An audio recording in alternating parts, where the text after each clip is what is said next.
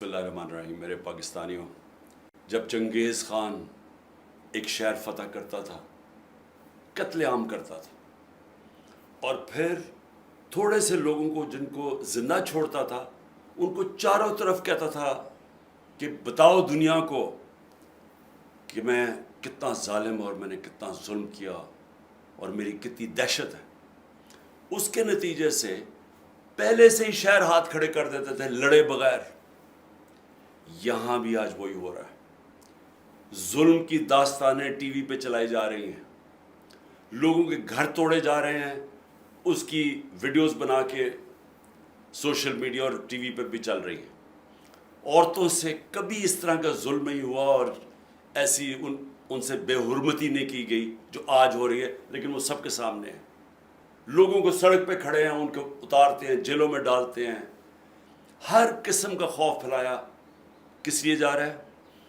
کہ عوام کو بتائیں کہ ہمارے سامنے کوئی کھڑا ہوگا تو اس سے اس طرح کا ظلم کیا جائے گا تاکہ عوام غلام بن جائے. میرے پاکستانیوں، یہ ہے وقت اپنی آزادی لینے کا. حقیقی آزادی کے لیے ہم سب کو قربانیاں دینی پڑیں گی. تھوڑی سی پولیس ہے، 1000 ہے، 70,000 ہے، 80,000 ہے، کتنی ہے؟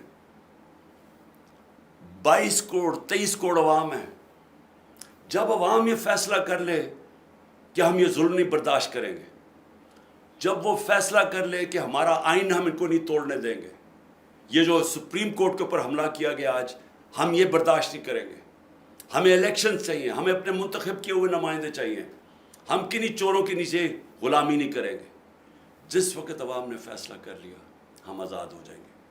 آپ نے یہ خوف کے بت کو توڑنا ہے، اور جب بھی اگلی کال آئے آپ نے پرامن طریقے سے، کوئی توڑ پھوڑ نہیں، پرامن طریقے سے اپنے حقوق، اپنی آزادی کے لیے سڑکوں پہ نکلا ہے. شکریہ.